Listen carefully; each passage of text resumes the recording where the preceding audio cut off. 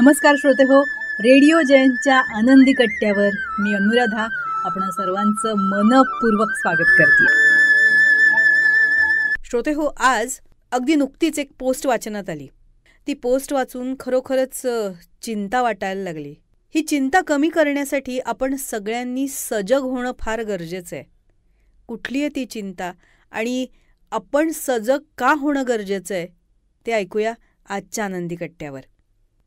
तुम्ही brain rot हा शब्द ऐकलाय? ऑक्सफर्ड डिक्शनरीनं हा शब्द वर्ड ऑफ द इयर 2024 म्हणून जाहीर केलाय.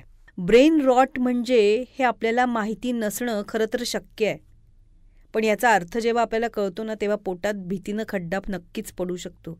कारण हे ब्रेन रॉटिंग आज तुमच्या आमच्या प्रत्येकाच्या जगण्याचा भाग बनत चाललाय.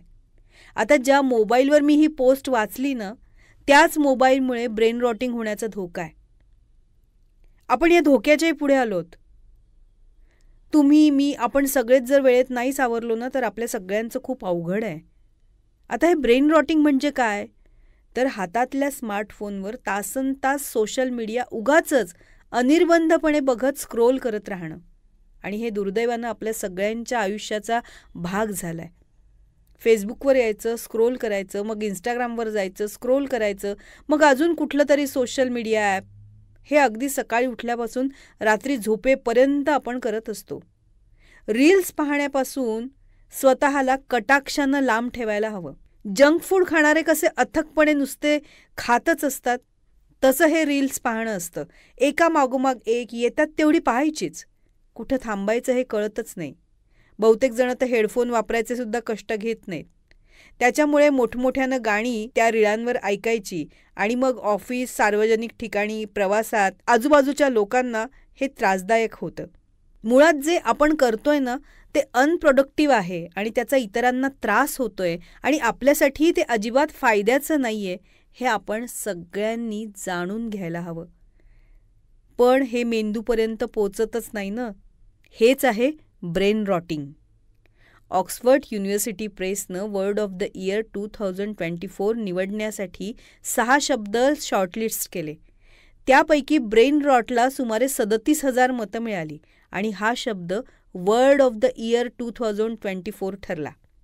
हा शब्द सोशल मीडिया आणि डिजिटल कंटेंट अनिर्बंधपणे ग्रहण केल्याचे मेंदूवर होणारे चिंताजनक परिणाम हायलाईट करतो.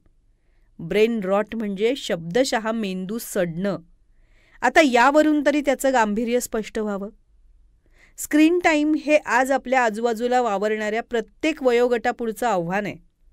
नुकतीच एका लग्नाला गेले होते तेव्हा अनेक छोटी मुलं आणि त्यांचे आईवडीलसुद्धा एकमेकांशी पायपोस नसल्यासारखी त्या लग्नात एकटी वावरत होती. एक 2.5-3 वर्षाचा मुलगा कुठेतरी कुणाचा तरी मोबाईल हातात मिळाल्यामुळे निवांत स्क्रीनला डोळे लावून बसला होता. थोड्या वेळानं त्याचा बाबा दिसला. मुलगा दिसत नाही म्हणजे त्याला कुणाचा तरी मोबाईल मिळाला असावा म्हणून तो निश्चिंत होता. मंडळी, अशीच वेगवेगळ्या वयाची कितीतरी मुलं या स्मार्टफोनच्या आहारी गेली आहे. आपल्या हातात स्मार्टफोन किमान 25शीत आले असतील, अनलिमिटेड डेटा त्यानंतर. पण या पिढीचं ब्रेन रॉटिंग ऑलरेडी सुरू झालं आहे. ऑक्सफर्ड युनिव्हर्सिटी प्रेसच्या मते बिंज वॉचिंग, डूम स्क्रोलिंग, निम्न दर्जाचा कंटेंट अनिर्बंधपणे पाहत राहणं याचे मानवाच्या मेंदूवर, विचार प्रक्रियेवर, वर्तनावर परिणाम होत आहेत. आणि हे परिणाम म्हणजेच ब्रेन रॉटिंग ही हलक्यात घेण्याची गोष्ट नाही. नुकतीच काही दिवसापूर्वी एक बातमी होती. ऑस्ट्रेलियानं बहुतेक वयाच्या 16व्या वर्षापर्यंत मुलांच्या सोशल मीडिया वापरावर बंदी आणली आहे. असे कुठलेही कठोर कायदे आणि त्याची अंमलबजावणी आपल्याकडे होणं शक्य नाही आहे, कारण आपले प्राधान्यक्रम वेगळे हे आपल्याला माहिती आहेत. पण आपले आणि आपल्या मुलाबाळांचे मेंदू सडू द्यायचे नसतील, ब्रेन रॉटिंग होऊ द्यायचं नसेल तर आपण जागं होण्याची गरज आहे. नाहीतर मग पुढे परिस्थिती अवघड आहे. म्हणूनच श्रोते हो, भविष्य आनंदी करायचं असेल तर वर्तमानात सजग होणं हे फार गरजेचं आहे. पटतंय ना? हा होता आनंदी कट्ट्यावरचा आजचा सुंदर विचार. तुम्हाला तो कसा वाटला याविषयीची तुमची कमेंट बॉक्समध्ये नक्की लिहा.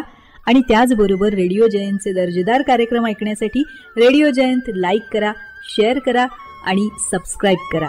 रेडिओ जयंतचं सबस्क्रिप्शन फ्री आहे आणि त्याचबरोबर नोटिफिकेशनसाठी बेल आयकॉनवर क्लिक करायला सुद्धा विसरू नका.